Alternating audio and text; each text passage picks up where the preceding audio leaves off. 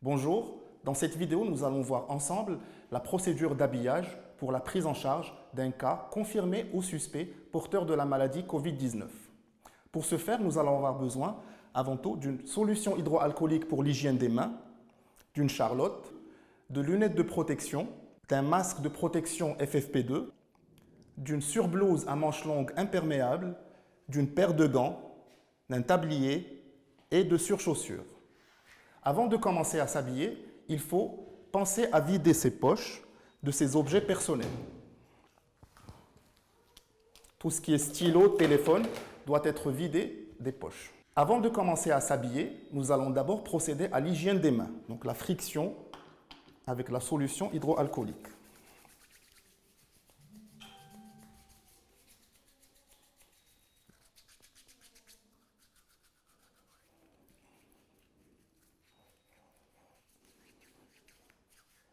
Jusqu'au séchage complet.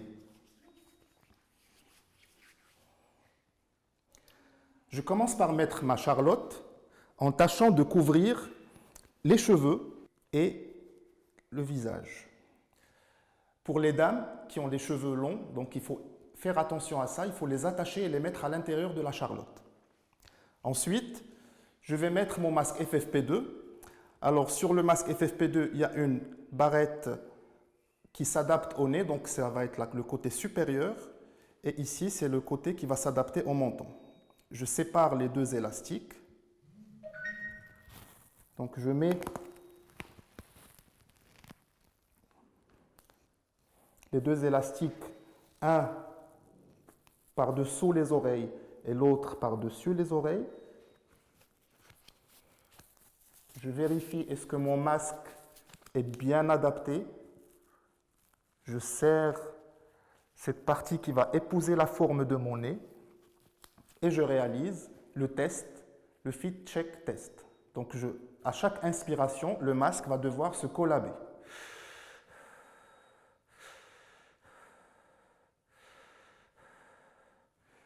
Donc très bien, mon masque est bien ajusté.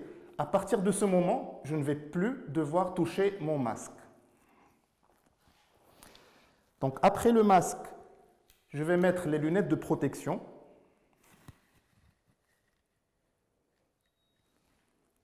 Ensuite, je vais mettre ma blouse à manches longues imperméable.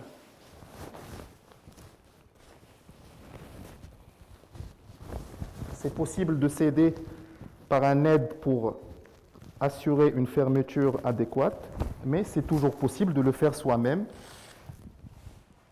Pour le personnel, ne pas hésiter à surveiller les gestes de chacun d'entre nous, donc on se surveille mutuellement au cas où il y a des erreurs, parce qu'il faut absolument éviter les erreurs au moment de l'habillage et de la protection individuelle.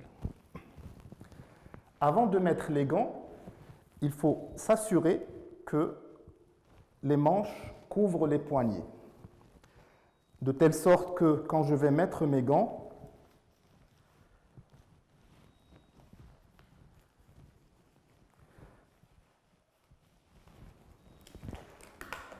que l'interface entre les gants et la surblouse soit complètement couverte.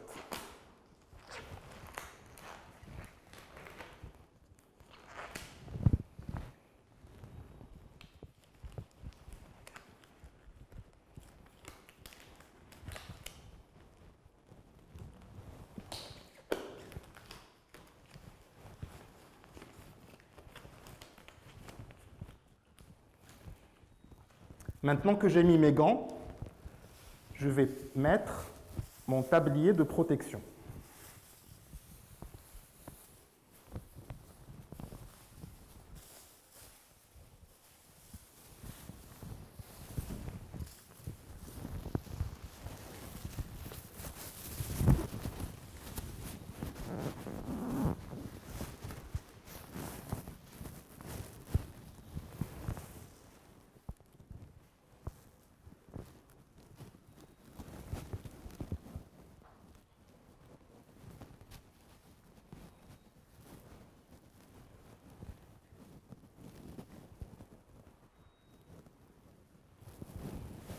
Et on finit par la mise en place des surchaussures. Alors, il faut savoir que toute cette procédure d'habillage se fait à l'extérieur de la chambre du patient.